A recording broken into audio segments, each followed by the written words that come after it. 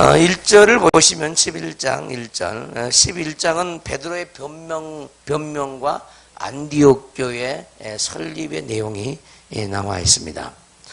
자, 유대에 있는 사도들과 형제들이 이방인들도 하나님의 말씀을 받아함을 들었더니 베드로가 예루살렘에 올라갔을 때 할례자들이 비난하여, 여기서 할례자라는 것은 유대 교인으로서 할례도 받고 기독교로 개종한 사람들이죠.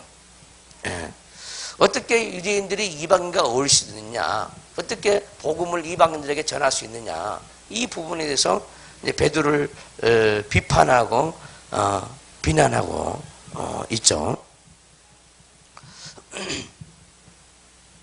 할례자들이 비난하여 이르되 내가 무할례자의 집에, 그 무할례자란 말은 할례를 받지 않는 그런 이방인을 두고 얘기하죠. 할례를 받지 않냐는 그 헬라인들, 이방인들을 두고 얘기합니다. 무할례자의 집에 들어가 함께 먹었다 하니, 당시의 유대인들은 자기가 하나님의 성민이라는 것, 굉장히 우월의식을 가지고 있었습니다. 그들이 할례를 받은 백성이라는 것, 아주 우월의식을 가지고 있었어요. 그래서 자기들은 이방인과 같지 않고 뭔가가 그 이방인과 다르고 하나님의 사랑을 많이 받고 있다고 이 착각을 하고 있었죠. 그래서 이런 우월의식이 이들에게 있었기 때문에 이방인들에게 복음이 증거되는 것을 이 개종한 유대인들은 못마땅하게 생각을 한 거예요. 그래서 이제 베드로를 비난하게 되어지죠. 내가 무할례자의 집에 들어가 함께 먹었다 하니 베드로가 그들에게 이 일을 차례로 설명하여 자기가 겪었던 그런 일들을, 사건들을 차근차근 흥분하지 아니하고 그들을 이해시키기 위해서 차근차근 말을 하고 있습니다. 자, 베드로가 이르되 내가 요빠 시에서 기도할 때에 황홀한 중에 환상을 보니 큰 보자기 같은 그릇이 내 귀에 매여 하늘로부터 내려 내 앞에까지 드리워지거늘 이것을 주목하여 보니 땅에 네 발 가진 것과 들짐승과 기는 것과 공중에 나는 것들이 보이더라. 또 들으니 소리가 있어 내게 이르되, 다 이게 영적인 소리죠. 영적인 체험이죠. 아멘. 사도행전을 보면은요, 거의 다 성령으로 인도받는 얘기가 참 많이 나오죠. 사도행전을 보면은 초대교회 사도들의 그 역사를 보면은 얼마나 하나님의 음성을 잘 들었는지 모릅니다. 지금부터 10년 전만 해도요, 어떤 사람이 하나님의 음성을 듣는다 그러면 다 이단이었어요. 다 신비주의자. 그런 사람이었어요. 그렇게 다 정죄를 받았습니다. 우리가 하나님의 자녀일진데 하나님의 음성을 듣지 못한다. 이건 큰일이죠, 큰일. 여러분들도 하나님의 음성을 다 들어야 돼요. 말씀을 통해서, 설교를 통해서, 사건을 통해서, 뭐 자연 현상을 통해서 하나님의 음성을 다 들어야 되죠. 새소리를 통해서 하나님의 음성을, 만물의 소리를 통해서 하나님의 음성을 다 들을 줄 알아야 합니다. 근데 우리는 그런 부분에서 사모하지 않아요.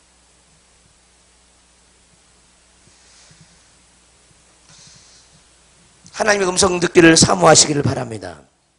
우리 하나님은 시시콜콜 우리에게 다 말씀하신 하나님이. 시시콜콜. 가장 기본적인 음성은 양심의 소리예요. 양심의 소리. 무슨 말이냐? 지금은 교회 예배당 바닥에 휴지가 떨어져 있어요. 내 눈에 띄어서. 그건 하나님의 사람이라면요, 양심의 소리를 듣습니다. 주어라는 소리를 들어요. 그러나 양심이 마비된 사람은 그 소리를 절대로 들을 수가 없어요. 마땅히 해야 할 그 소리를 우리가 들을 수 있는데 그 소리를 못 듣는 거예요. 가정에서도 마찬가지예요. 남편에게 어떻게 해라? 양심이 물어보면, 양심에게 물어보면 답이 나와요. 자녀들 대할 때 어떻게 대하라? 양심에 물어보면 다 답이 나와요. 근데 그 양심의 소리를 우리는 못 들어요. 가장 기본 중에 기본. 양심의 소리를 들어야 되죠. 기도를 하고 있지 않으면서도 양심에서 기도하라는 음성을 못 들어요. 믿음이 없으면서 믿음을 갖기 위해서 기도하라는 소리를 못 들어요. 자기가 연약하면서 성령께서 말씀하시죠. 네 연약한 것을 내려놓으라. 네가 할 수 있는 것까지도 다 내려놓으라. 나에게 맡겨라. 그런데도 못 맡겨요. 우리는 성경 66권을 통해서 하나님의 음성을 들어야 합니다. 삶 속에서 구체적으로 하나님의 음성을 들어야 합니다. 환상을 통해서 하나님의 음성을 들어야 합니다. 꿈을 통해서 하나님의 음성을 들어야 합니다. 근데 어느 날 복음은 다 잘라버려요. 환상도 보지 말라, 꿈도 꾸지 말라, 모든 꿈은 다 개꿈이다. 성경의 꿈 얘기가 얼마나 많이 나오는지 모르죠. 분별을 가르쳐주지 아니하고, 환상도 맞죠. 분별을 가르쳐주지 아니하고, 신비주의가 되지 말라. 뭐 환상 보면 신비주의가? 성경은 베드로도 환상을 받고, 고넬료도 환상을 받고, 바울도 환상 가운데 얼마나 많이 인도받는지 몰라요. 환상도 하나님의 음성이요, 꿈도 하나님의 음성인데. 할렐루야. 베드로가 기도할 때 환상을 봅니다. 하늘에서 큰 보자기가 내려오는데 거기에 네 발 가진 짐승들과 기는 것과 공중에 나는 새들이 가득하게 내려온 거예요. 그러면서 음성이 들으면 잡아먹어라 그런 거예요. 그러니까 베드로가 영어로 말하면 나는 속된 것을 안 먹겠습니다. 하나님이 깨끗하다고 하는 그것은 너는 속되다 하느냐? 이게 무슨 말이냐는 거예요. 이 환상은 이방인들과 관계되는 환상이죠. 유대인들은 이방인들을요 더럽게 취급합니다. 좋지 않게 취급하죠. 근데 하나님은 이방인들도 깨끗하게 했다는 거예요. 예수님이 십자가에 달려 죽어주심으로 말미암아 이방인의 죄까지 다 담당했다는 거예요. 너는 왜 네 판단으로 그들을 더럽다고 하고 같이 어울리지 않으려고 하느냐는 거예요. 그 선입견을 다 버리라는 거예요.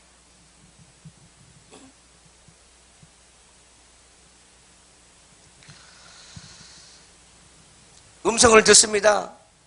또 들으니 소리가 있어 내게 이르되 베드로야 일어나 잡아먹으라 그걸.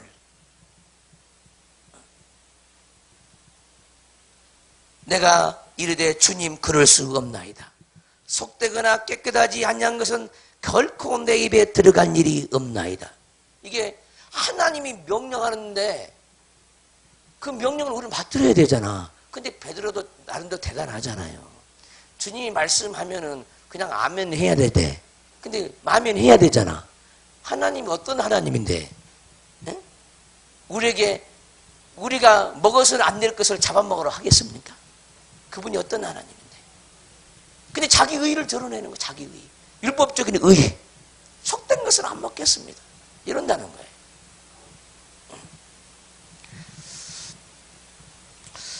영적인 경험을 하는 그 많은 사람들을 이렇게 이 경험을 얘기를 해보면은 때로는 하나님께서요, 사랑하는 종아, 뱀을 한 마리 주면서 이 뱀을 씹어 먹어라. 그럼 주님이.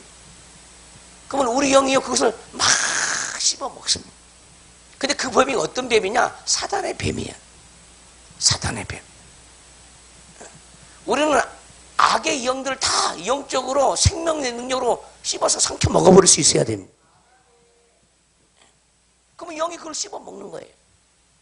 그러면 우리 속사람은 그 사망을 이겼기 때문에, 뱀의 사망을 이겼기 때문에 그 양식을 먹으로 말미암아, 영의 양식을 먹으로 말미암아 강건해지는 거예요.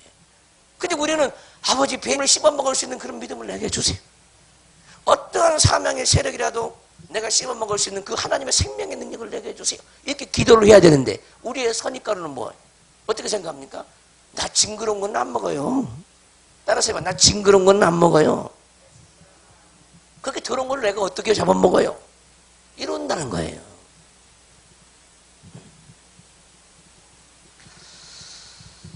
주께서 명령하신 것은 우리는 다 수행해야 될 줄 믿습니다. 베드로에게 3번이나 이 음성이 들려져요. 근데 3번 다 못 먹겠다고 그런다는 거예요. 이 베드로는 이게 3이라는 숫자와 굉장히 관계를 많이 맺죠. 3번 부인하고, 그러죠? 3번 부인하죠. 또 예수님이 갈릴리 바다에 나타나서 베드로가 다시 세상으로 돌아가서 갈릴리 어부로 돌아갔을 때 나타나셔서 네가 나를 사랑하느냐? 3번 묻죠. 3번 질문을 하죠. 여기서도 주께서 말씀하신데 3번 나는 더러운 것은 안 먹겠습니다. 속된 것은 안 먹겠습니다. 3번 이렇게 말씀하죠. 3번.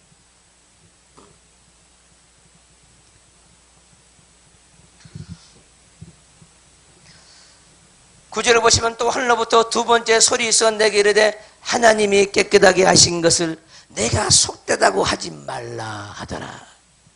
따라서 합시다. 하나님이 깨끗하게 하신 것을 내가 속되다고 하지 말라. 그래서 믿음의 눈으로 우리가 보면은요, 우리가 가증되고 더럽다고 하는 그것까지라도 하나님은요 거룩하게 할 수가 있어요. 얼마든지. 하나님은 우리가 생각하기에 사람들이 신앙생활 때 뭘 싫어해요? 고난을 싫어하죠. 환난도 싫어하죠. 전도하는 것도 싫어하죠. 기도하는 것도 싫어하죠. 그러잖아요. 이 싫어하는 것이 너무너무 많아. 근데 우리 하나님은 전부 다 그것을 너가 이김으로 말미암아 누리고 살래. 고난도 누려라. 핍박도 누려라. 환난도 누려라. 아멘 합시다. 네가 다 이기고 누리기를 원한다는 거예요. 그래서 우리가 영적으로 큰 깨달음이 오면은요, 하나님은 우리에게 늘 좋은 것만 주세요. 좋은 것만. 그럼 이놈의 생각이 안 바뀌어가지고 복음적인 생각, 하나님의 마음이 오지 않냐므로 항상 이것저것을 가른다 이 말이에요. 나는 가난한 사람 싫어. 교회 다니면서 나는 가난한 사람 싫어. 나는 원래 부자니까 난 부자가 어울릴 거야. 이렇게 생각하는 사람도 많고, 뭐 옷을 뭐 좀 헐겁 좀 구질구질하게 입으면 그런 사람 싫다고 그러고, 냄새나는 사람 싫다고 그러고 그런다는 거예요. 우리 하나님은 우리 모두가 모든 것을 감당하기를 원하고 이기기를 원하는데 우리의 선입관과 자기의 그 기준을 따라서 신앙생활을 부지런히 하고 있다는 거예요. 우리의 기준은 다 내려놓고 신앙생활을 해야 될 줄 믿습니다. 예. 오늘날도 마찬가지. 주의 종들 중에도요, 두 부류가 있어요. 두 부류가. 어떤 부류가 있냐면요, 뭐 여러분들이 잘 아시겠지만은, 어떤 부류는 개고기를 목숨 내놓고 안 먹는 사람이 있는가 하면은, 어떤 사람은요 아주 먹는데 자유합니다. 또 어떤 사람은 제사 음식을 목숨 내놓고 안 먹는 사람이 있는가 하면은, 어떤 사람은 완전히 자유합니다. 그럼 뭐가 하나님 뜻일까요? 여러분들이 어떤 목사에게 인도를 받느냐에 따라서 다 틀려. 이게 큰일이에요, 큰일. 근데 성경은 전혀 그러지 않거든요. 성경대로 안 가요. 성경대로. 바울은 우상의 제물이 무엇이냐? 어느 집에 갔든지 무슨 음식을 내든지 그것이 우상의 제물인지 아닌지 묻지 말고 내는 걸 다 먹으라는 거예요. 사랑으로 먹으라는 거예요. 사랑으로. 근데 우리는 물어봐. 이게 제사 음식이에요? 누가 이웃집에서 고사 지냈다고 떡을 갖다 주면 버려? 쓰레기통에 들어가네? 그것이 자기의야, 자기의. 우리 믿는 자가 그렇게 그 제사 음식 때문에 발발발 떠는 것을 우리 하나님 기뻐합니까? 생명의 능력으로 이기기를 원하죠, 이기기를. 근데 그것 앞에서 발발발 떨어요. 어떻게 삽니까? 그 앞에 떠는데. 그러면서 신앙생활 아주 잘한 줄 알죠.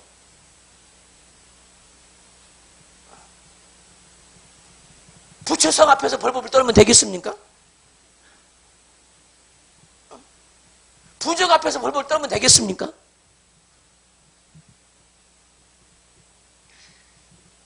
성경은 우리에게 그렇게 가르치는데 사람들은 성경을 제대로 읽었는지 안 읽었는지 몰라.